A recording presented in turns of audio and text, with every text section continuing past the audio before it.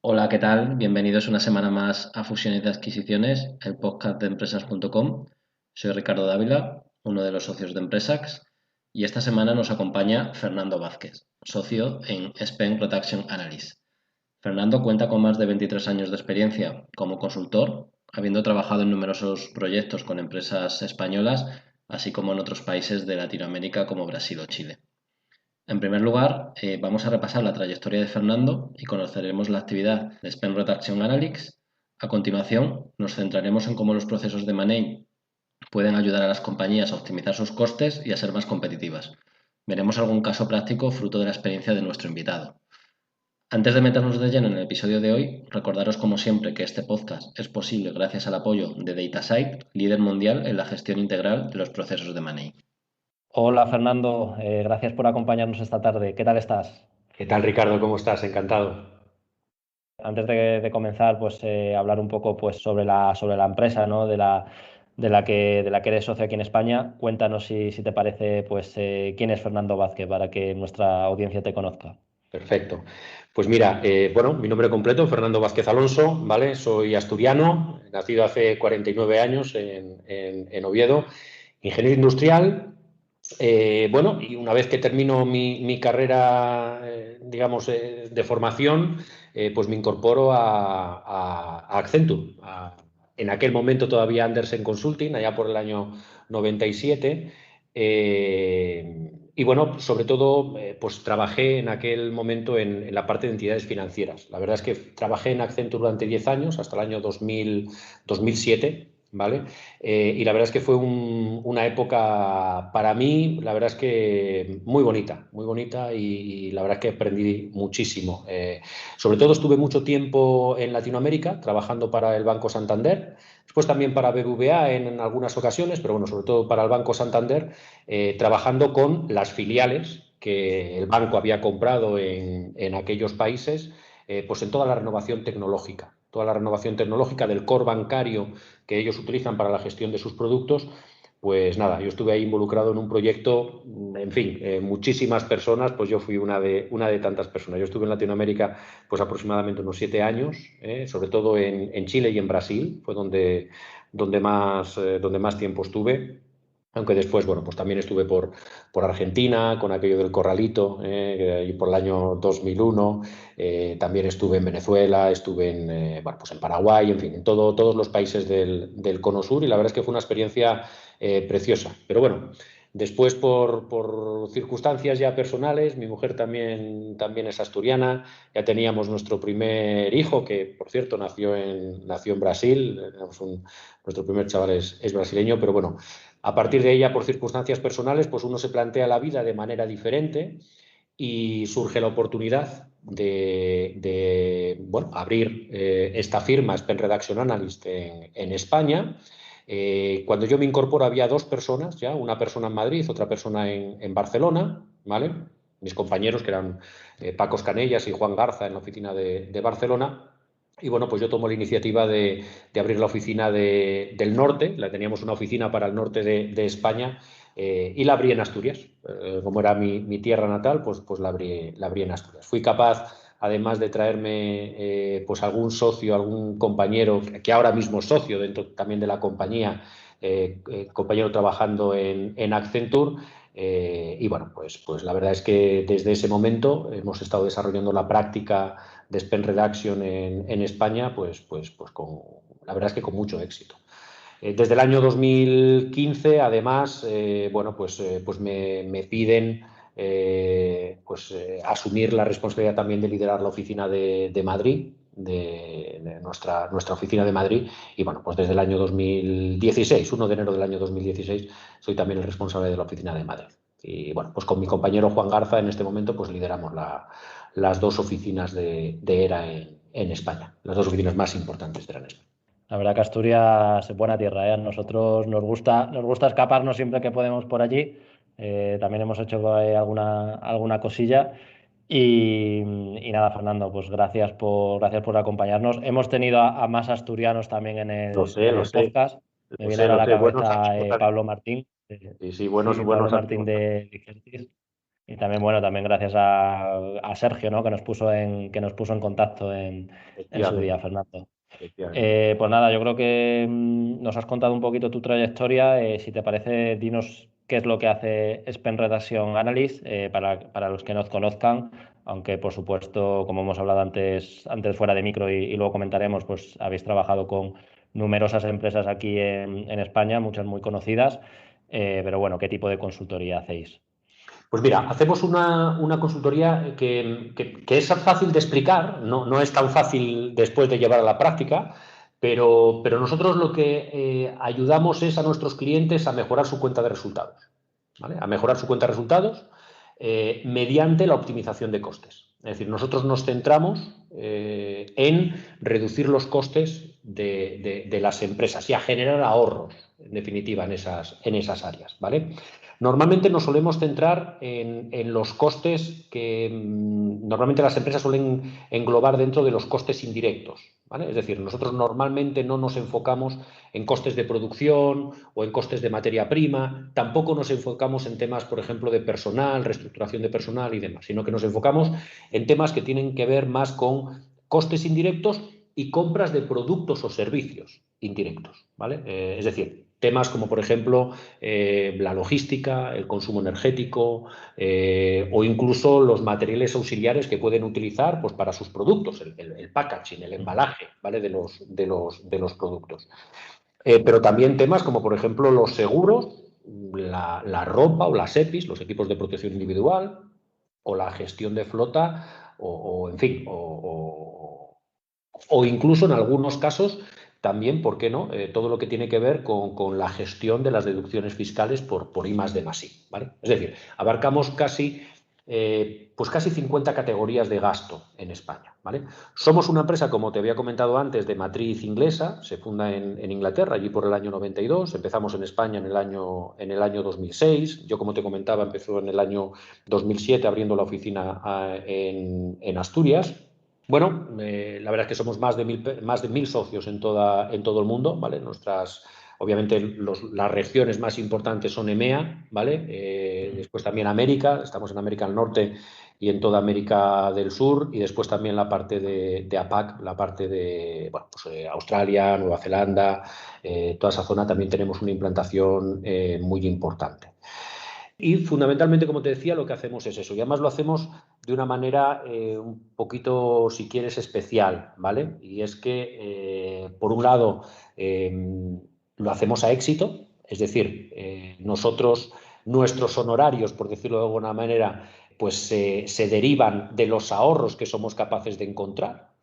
Y no solamente que somos capaces de encontrar, sino que somos capaces de implementar, ¿vale? Porque es importante. Es decir, dentro de nuestros proyectos hay veces que las soluciones son implantables y otras veces las soluciones no son implantables o incluso el cliente no las desea implantar. Nosotros solamente cobramos por aquello que el cliente decide implantar, ¿vale? Si el cliente decide implantar alguna de las recomendaciones que nosotros le hacemos, le acompañamos tradicionalmente durante 24 meses, o como mínimo, mejor dicho, durante 24 meses. En algunas categorías de gasto podemos estar acompañándole más tiempo, ¿vale? Pues 36, 48, 60 meses, ¿vale? Depende un poquito de cómo sea la categoría de gasto, pero estaríamos acompañándole, constatando que los ahorros que habíamos predicho se están produciendo y además, bueno, pues facturando en función de esos ahorros que se producen, ¿vale? Y eso es básicamente así de fácil o así de sencillo se explica, ¿no? Después el problema es cómo hacerlo, ¿no? Que no es tan sencillo.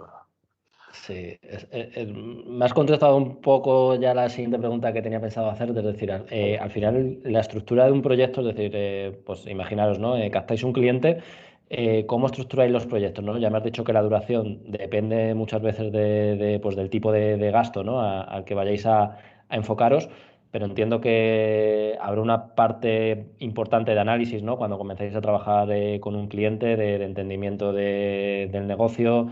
Imagino que sector ya, pues prácticamente, no hay dos sectores iguales, ¿no? Pero que ya tendréis experiencia en casi todos los sectores y sabréis muy bien qué teclas hay que tocar cuando una empresa llama a vuestra puerta. Pero ¿cómo estructuráis, digamos, el proceso por si alguna compañía nos está escuchando, ¿no? Y está pensando un poco en que este servicio puede ser interesante?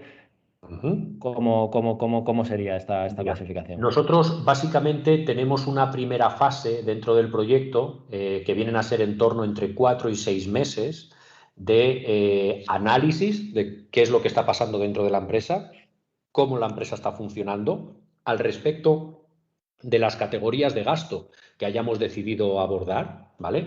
Hacemos un análisis y vemos recomendaciones o vemos alternativas a lo que pueda estar haciendo el cliente, ¿vale? Y se las presentaríamos al cliente. Todo eso depende muchas veces de la situación del cliente, de la categoría de gasto, pero puede estar en torno entre los 4 meses y los 6 meses de trabajo. Ese puede ser digamos, el tiempo que nos puede llevar a hacer ese análisis. Una vez que se le presenta al cliente las recomendaciones, bueno, pues se toma la decisión de implantar. Esa implantación puede ser entre una semana y 1 o 2 meses, dependiendo un poquito también de la complejidad de las soluciones, ¿vale? Con lo cual estaríamos hablando al final, pues en ese primer periodo en torno a los 6 meses, 7 meses, y a partir de ahí sería cuando contamos esos inicialmente o como mínimo 24 meses de seguimiento. Por tanto, al final un proyecto nuestro vendría a ser en torno a los 30 meses, ¿vale? De trabajo y de relación con el cliente, ¿vale? Afortunadamente tenemos muchos clientes con los que llevamos años colaborando, ¿vale? Porque, bueno, pues en ese mes 25º de seguimiento, muchas veces el cliente bueno, pues llegamos a un acuerdo para seguir manteniendo optimizado esas compras o esos productos que ellos necesitan, ¿no? Porque a veces el conocimiento interno pues no existe.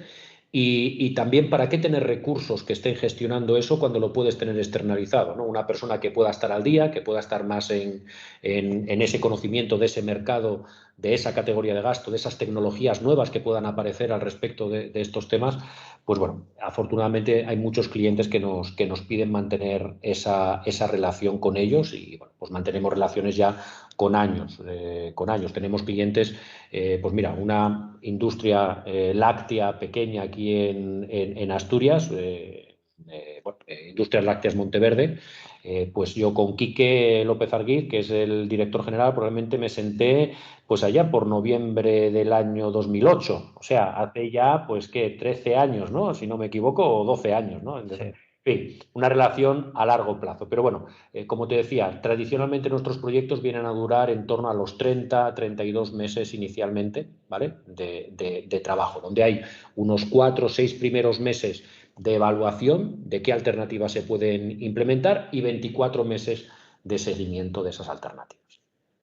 Sí, no, es importante que se entienda esto, ¿no? Porque yo creo que hay cierto tipo de consultoría, ¿no? Como también es la nuestra, que lleva tiempo, ¿no? Es decir, no hay que decirle a un cliente, oye, en 3 meses vas a ver que esto va a mejorar, ¿no? Al final, obviamente, pues necesitas hacer esa fase de análisis, que yo creo que al final es lo más importante del proyecto, el detectar esas áreas de mejora. Y luego, como decías, ¿no? Al principio del podcast, la implementación, ¿no? Que hacer esa implementación y esos seguimientos correctamente, ¿no? Pues nuestro mundo pasa lo mismo, ¿no? Es decir, el que te venga un cliente y le digas que en 3 meses o en 5 meses o en 6 meses vas a encontrar un comprador, pues Un no, ¿no? comprador. Porque Ricardo, si fuera fácil, lo haría cualquiera, ¿no? En definitiva. O sea, si fuera fácil, fuera rápido, efectivamente. lo podría hacer cualquiera. Y no es el caso, ¿no?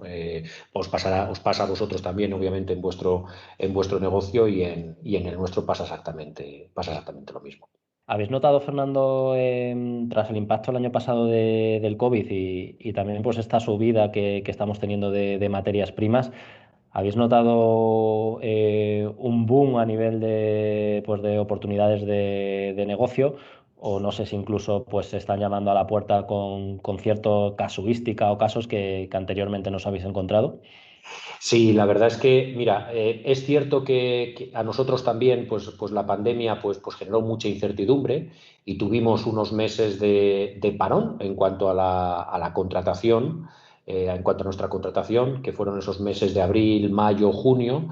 También es verdad que durante esos meses nosotros nos centramos mucho en ayudar a nuestros clientes a que no se les rompiera la cadena de suministro, porque también estaba en riesgo. Es decir, en aquellos momentos lo más importante, especialmente en el sector agroalimentario, fue garantizar que nuestros clientes no tenían problemas de suministro, ¿vale? Que no tenían problemas de suministro de cajas de cartón, de embalaje o de envases, de palets, de todo. Y a eso les ayudamos y nos centramos y nos enfocamos mucho en eso, quizá dejando un poquito más de lado la labor comercial. Pero es cierto que después del verano, allá por el mes de septiembre, bueno, todos ya nos dimos cuenta que esto, aunque obviamente ya se veía la luz al final del túnel, quizá, pero que esto no era algo que iba a pasar de la noche a la mañana y que, bueno, pues que había que ponerse en modo recuperación, ¿no? En modo de volver otra vez a la situación anterior.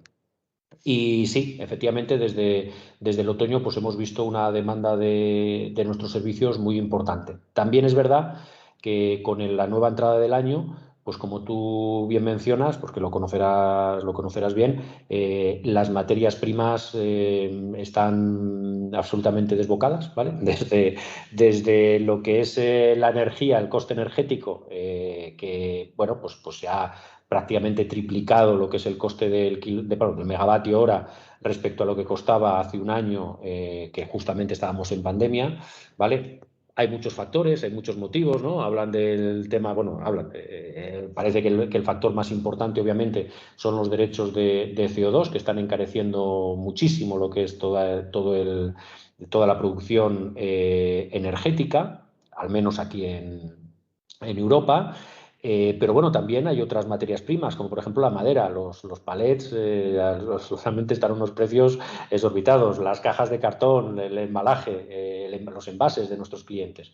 Efectivamente, hablando, hace aproximadamente 15 días estaba en Granada hablando con una empresa productora de productos agroalimentarios y nos lo decían que los envases que ellos estaban pagando que les habían subido casi un 40% respecto a lo que estaban pagando el año pasado, ¿vale? Con lo cual, efectivamente, esta situación actual en este momento pues ha provocado que bueno, los márgenes de nuestros clientes, y además especialmente en algunos sectores, como puede ser el agroalimentario, donde siempre se trabaja con márgenes muy estrechitos, pues obviamente todas estas subidas están impactando de una manera importante a sus márgenes, porque no todo es transmitible al consumidor final. Es más, en una época con cierta incertidumbre, aunque parece que ahora mismo pues podemos tener cierta alegría, ¿no?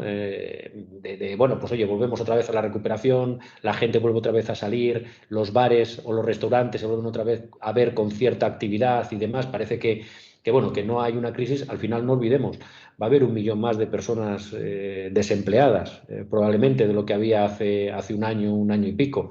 Esa es gente que va a dejar de consumir, esa es gente a la que no le puede subir un yogur en fin, no le puede subir un yogur unos céntimos, ¿vale? Porque no te lo van a comprar o no te lo van a consumir. Por tanto, es muy difícil trasladar esos precios al consumidor.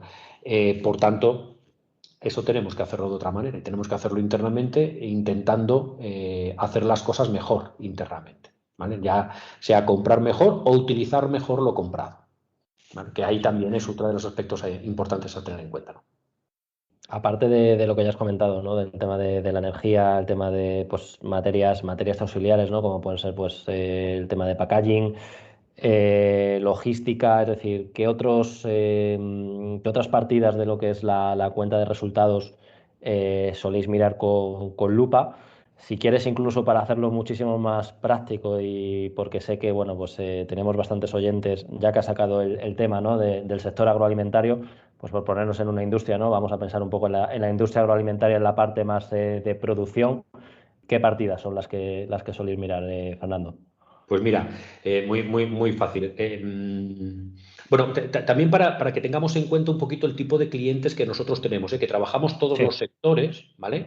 Porque al final es verdad que trabajamos todos los sectores, pero es verdad que tanto el sector manufacturero industrial como el agroalimentario, el productivo agroalimentario, la verdad es que son probablemente pues el 60% de nuestros clientes están en esos sectores, ¿vale? Con lo cual la parte productiva para nosotros tiene muchísima importancia. Nosotros nos enfocamos en clientes que tengan una facturación por encima de los 10-15 millones de euros de facturación, ¿vale? Es decir, ya son clientes, pues que tienen un determinado tamaño, ¿vale? ¿Para qué? Para que nuestros proyectos, digamos, merezca la pena la involucración y el esfuerzo que comentábamos antes que tenemos que desarrollar. Es decir, necesitamos que haya un volumen de gasto suficientemente interesante para que podamos aportar algo de valor a nuestro cliente, a la compañía, ¿vale? Dicho eso, dentro del sector agroalimentario ya hemos comentado, ¿vale? Pero las piezas principales, los aspectos principales donde nosotros nos solemos enfocar son todo el tema logístico, todo lo que tiene que ver con energía y todo lo que tiene que ver con material auxiliar, lo que es embalajes, ¿vale? Ya sean cartón, o sea, ya sea cartón, ya sean pues no sé, bolsas de plástico, incluso por ejemplo en el sector bodeguero o en las bodegas, el cristal, ¿vale? La botella de cristal o los frascos o los tarros de cristal, pero incluso hasta los tapones, los corchos, las cápsulas de estaño que se ponen en las botellas, en fin, trabajamos toda esa parte. Bueno, pues es lo más habitual, porque normalmente también es donde más gasto suele haber. Es decir, estas empresas tienen una parte importante de sus compras que se van en esos temas, ¿vale? Logística, embalajes, energía.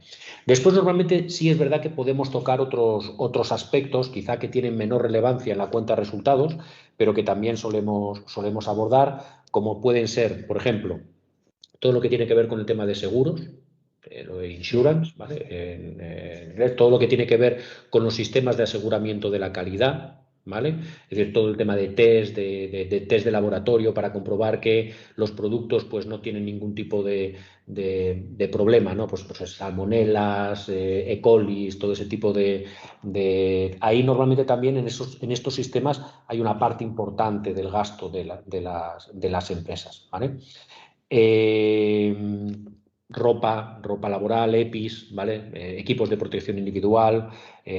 A veces también cuando tienen flotas propias, el tema de la gestión de flota también es un aspecto importante, ¿vale?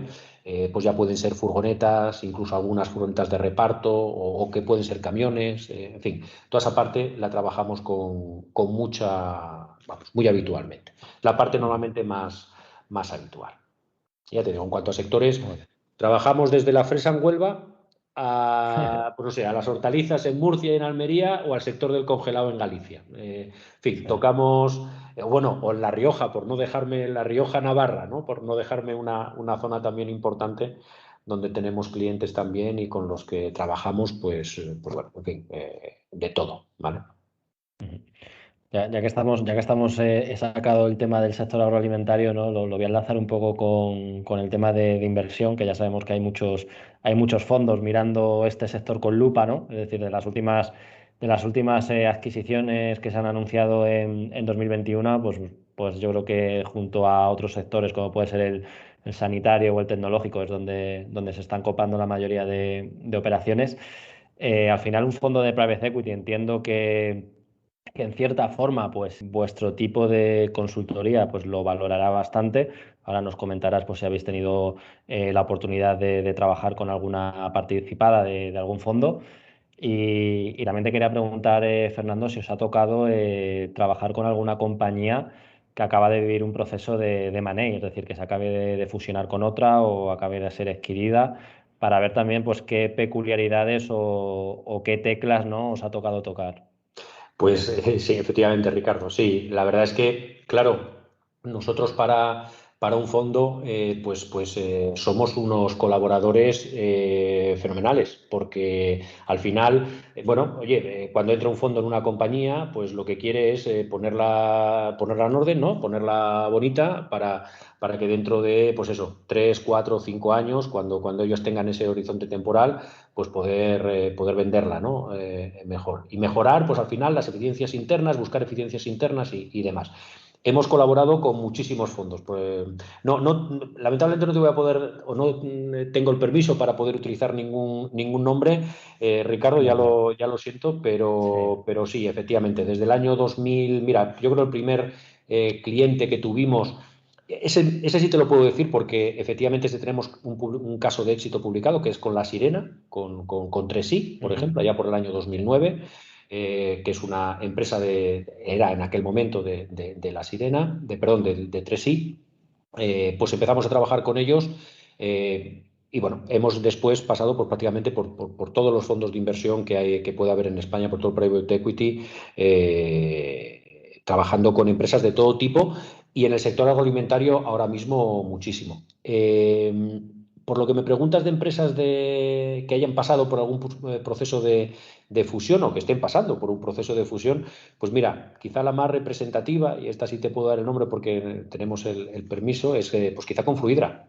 Fluidra, ¿la conoces? ¿Te sonará? Es bueno, pues Sí, una por empresa que supuesto. ahora mismo, obviamente con todo este tema de la pandemia, la verdad es que ha sido quizá la empresa pues bueno, más, bueno, pues más famosa, ¿no? Por la subida del precio de la acción que ha tenido en los últimos tiempos. Pues ellos en el año 2018 deciden fusionarse con una empresa australiana, con Zodiac, ¿vale? Y empiezan un proceso de fusión. Y bueno, afortunadamente, como nosotros habíamos trabajado con Fluidra previamente aquí en España, deciden confiar de nuevo en nosotros. Somos una organización que está en todo el mundo, como te contaba anteriormente, y pues estamos siendo capaces de traerles resultados, de traerles ahorros. Sobre todo nosotros centrados, o lo que nos han pedido a nosotros es que nos centremos en toda la parte de costes indirectos. Es decir, desde sus costes de tecnología a sus costes de flota o de energía, por ejemplo, ¿vale? Es decir, todos esos costes que son indirectos los estamos trabajando para ellos. Y la verdad es que un proyecto en el que por nuestra parte pues hay pues prácticamente unas 160, 170 personas trabajando con ellos directamente, proyecto importante y que la verdad es que está dando muy buenos resultados. Estamos muy satisfechos y bueno, creo que también la gente de Fluidra, por lo menos la información que yo tengo, también lo está haciendo.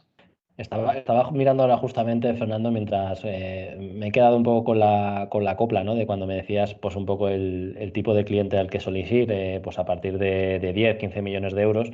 Y estaba viendo, pues datos, ¿no? Es decir, a ver empresas, por ejemplo, ¿no? Que no tiene por qué coincidir con la cifra de negocio, ¿no? Pero empresas medianas de más de 50 trabajadores. He visto que en España hay unas 21.500, sin entrar a las grandes empresas, que si sumamos las grandes empresas, pues ya nos vamos a unas 26.000 empresas en total. Sí, Entiendo que es un poco, pues, más o menos vuestro público, ¿no? Inicialmente.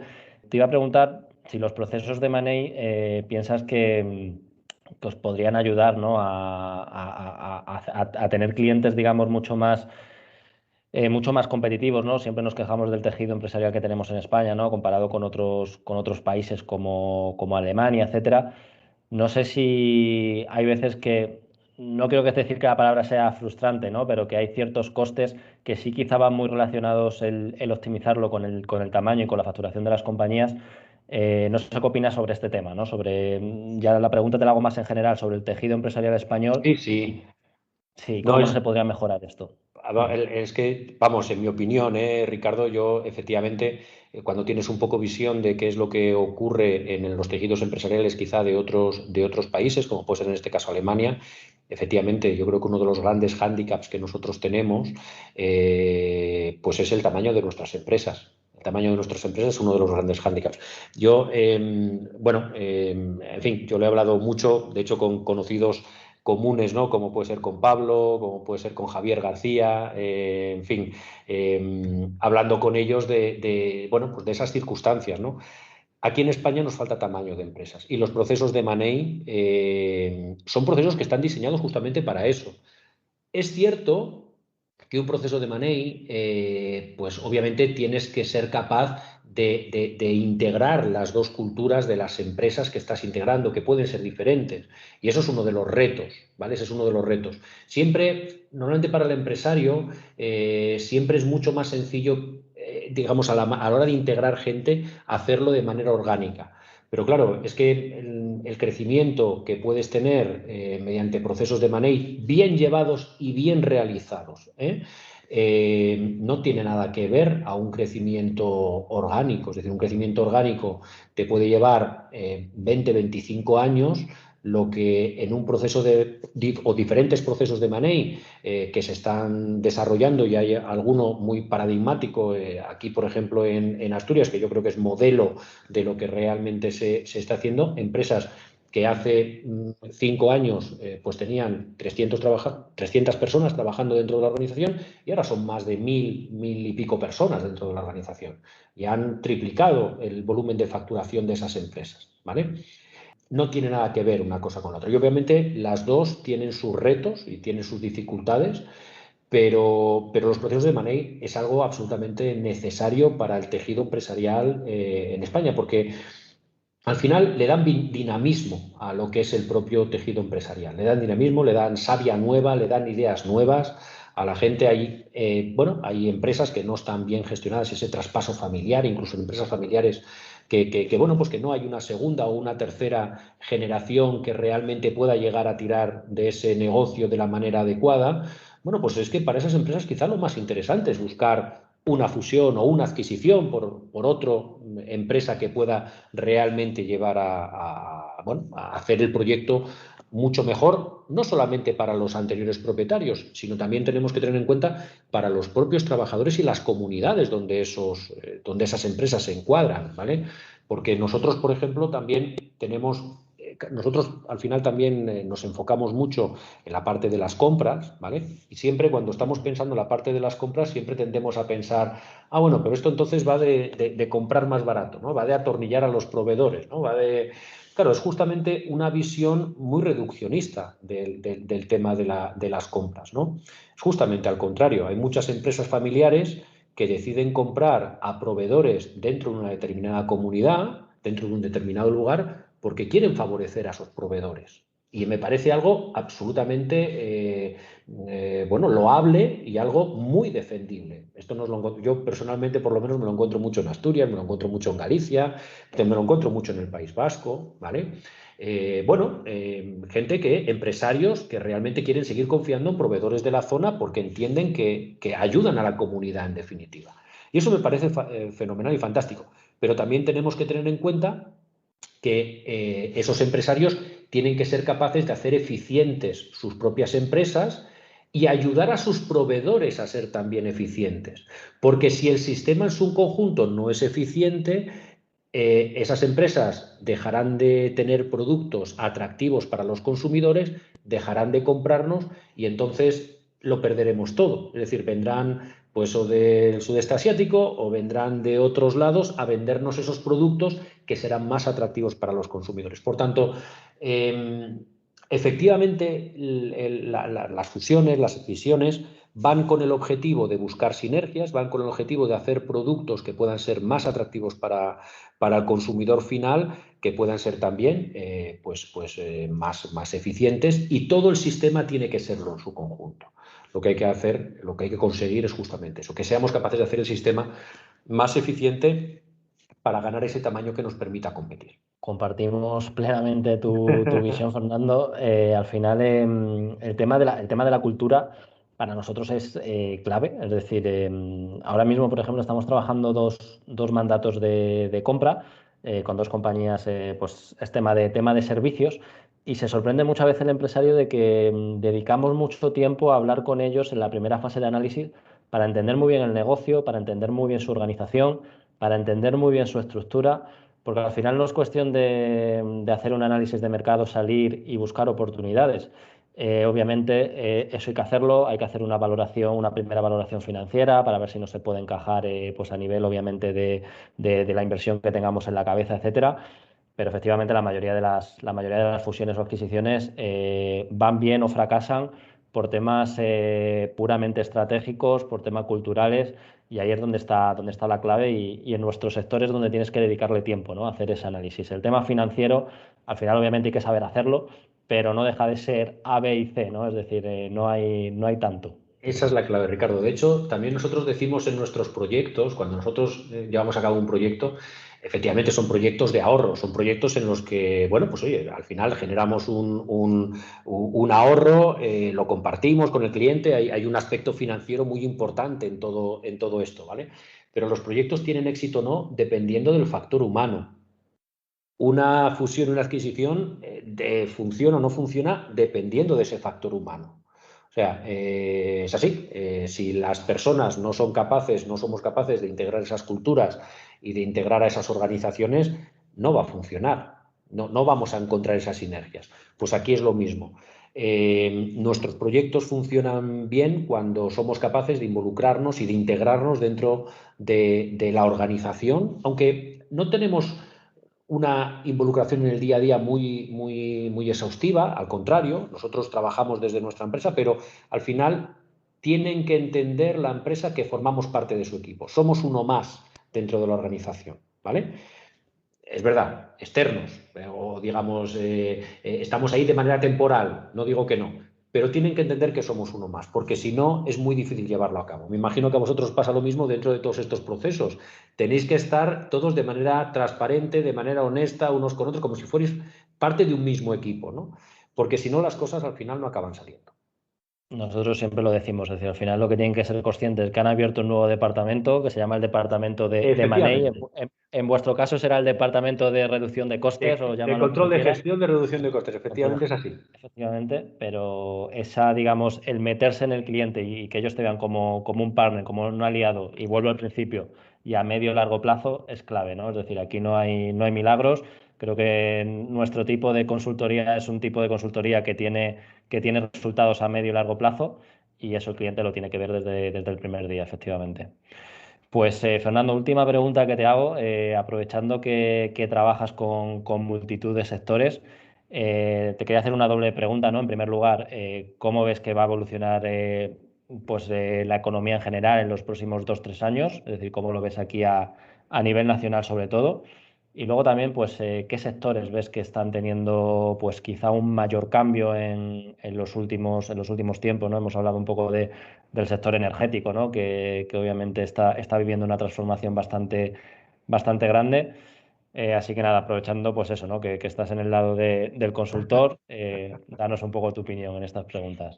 Pues mira, intentando responder a tu primera pregunta, a ver, yo efectivamente los próximos, no sé si me atrevo a darte una previsión a 2 o 3 años, pero desde luego durante este próximo año la inflación va a seguir siendo uno de los factores, ¿vale? Lo estamos viendo, los precios siguen subiendo. La verdad es que era algo previsible con todo este, bueno, con todo este boom de ayudas y de inyecciones de capital que se estaban haciendo, ¿vale? Tanto desde Europa, pero sobre todo ahora mismo el plan en Estados Unidos, pues bueno, yo creo que va a recalentar esa economía y obviamente los precios y la inflación va a continuar subiendo en los próximos, yo te diría que en el próximo año, en los próximos 12 meses, vamos a seguir en este proceso, ¿vale? Sí es cierto que, bueno, pues el tema de la vacuna, pues obviamente intentaremos volver otra vez bueno, pues a la situación anterior, por lo menos desde el punto de vista social, volveremos otra vez a la situación anterior. Pero por lo menos en España nos va a costar recuperarnos para volver otra vez a los niveles, por lo menos hasta el año 2023 o 2024. Eso es lo que nosotros estamos preveyendo. Es decir, bueno, sí, se irá recuperando poco a poco el trabajo, sobre todo en el sector turístico, ¿vale? Que es probablemente el más afectado y en la hostelería, pero hasta el año 2023 no volveremos otra vez a ver los niveles en los que estábamos al principio del año 2020. Desde el punto de vista económico, la verdad es que se presentan muchos retos, sobre todo lidiar con esa inflación bueno, que yo creo que ya está aquí y empezaremos a ver es uno de los aspectos, ¿vale? Y después, desde el punto de vista de los sectores, yo, mira, quizá por volver otra vez a lo mismo, ya que estamos hablando del sector agroalimentario, uno de los sectores que creo bueno, que ya están ahora mismo un poquito de moda, porque yo que os vengo siguiendo también con vuestros podcasts, ¿no? Pues habláis de estos procesos también de money en estos sectores, ¿no? Pues efectivamente yo creo que el sector agroalimentario es un sector que bueno, va a sufrir una transformación importante, o que tiene que sufrir una transformación importante, tanto desde el punto de vista de la digitalización, que tradicionalmente no era el sector donde más aplicación de las nuevas tecnologías y de la digitalización existía, pero también desde el punto de vista de los consumidores, es decir, los hábitos de consumo de los consumidores están cambiando y yo creo que van a cambiar. Yo, de hecho, bueno, tengo un buen amigo, Fran Hervías, que en un momento determinado, en una comida que tuvimos, me lo comentó. Me dijo, mira, la siguiente revolución, eso me lo dijo como hace un año y algo, me dijo, mira, la siguiente revolución que vamos a sufrir es la alimentaria. Va a ser la siguiente revolución, la siguiente transformación que vamos a sufrir. Las personas están empezando a ser mucho más conscientes en sus hábitos alimentarios. Vamos a empezar a cuidar muchísimo más nuestra alimentación, vamos a ser mucho más conscientes de lo que estamos comiendo y nos vamos a preocupar mucho más de eso.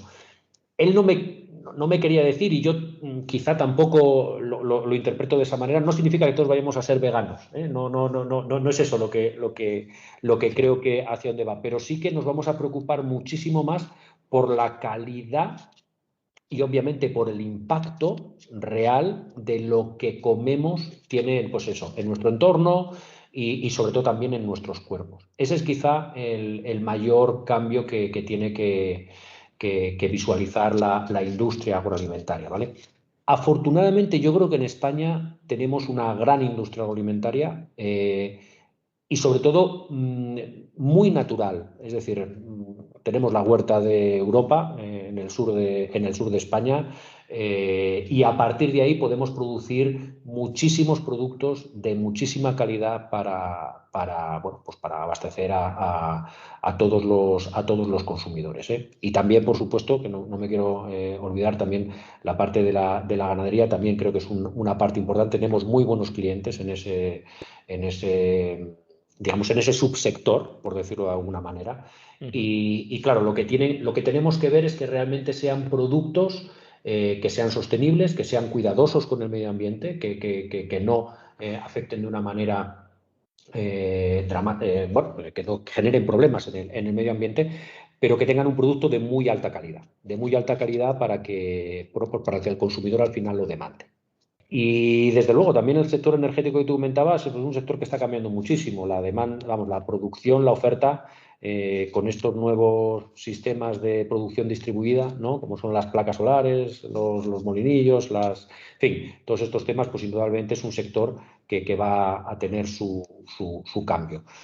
Pero en mi opinión, el sector agroalimentario es el que más, de alguna manera, bueno, pues tiene que, porque está mucho más atomizado en ese sentido, ¿vale? O por lo menos en mi opinión está mucho más atomizado y muchas más empresas que van a tener que adaptarse. Totalmente de acuerdo, Fernando, y nada, no te quitamos más tiempo. Ya sabes que un placer tenerte aquí con nosotros en nuestro podcast. Dejaremos a nuestros oyentes pues tus datos de contactos y los de Expert Redaction para que, oye, pues cualquiera que esté interesado en vuestros servicios os pueda contactar. Y bueno, pues espero que nos podamos ver pronto, ya sea allí en Asturias o aquí en Madrid Madrid. y podamos al menos pues tomar algo a comer, ¿vale? Nada, pues Ricardo, yo para mí agradeceros un montón que hayáis pensado en mí para poder compartir este ratito con vosotros y con vuestros oyentes. Un honor haber podido participar del podcast, del que además soy un seguidor asiduo desde que nos conocimos, por cierto, y Sí. nada, espero que haya sido interesante para todos. Gracias. Muchas gracias, Fernando.